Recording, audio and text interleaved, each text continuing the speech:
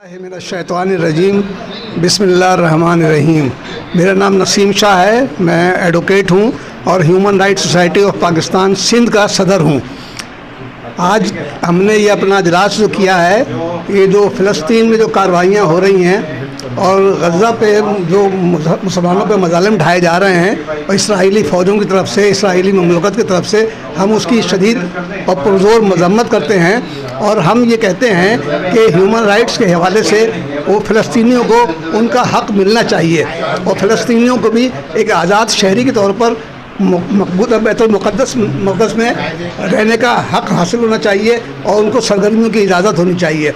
जो कुछ ज़्यादतियाँ, जुल्म और नाइंसाफ़ियाँ हो रही हैं फ़लस्तीनियों के साथ, वो काबिल मज़म्मत भी हैं और काबिल अफसोसनाक भी हैं, इसलिए कि गज़ा के मुसलमानों पर और फ़लस्तीनियों पर जो मज़ालिम, जिस तरह बेईमाना मज़ालिम ढाए जा रहे हैं, उनका पानी बंद कर दिया गया है, उनकी बिजली बंद कर दी गई है, उनकी गैस बंद कर दी गई है, उनके सारी पब्लिक यूटिलिटीज़ से उनको महरूम कर दिया गया है और बाकायदा धमकियाँ मिल रही हैं। तो और उसके अलावा उन्होंने अपनी फ़ोर्स का बेईमाना इस्तेमाल किया है फ़लस्तीनियों के ख़िलाफ़।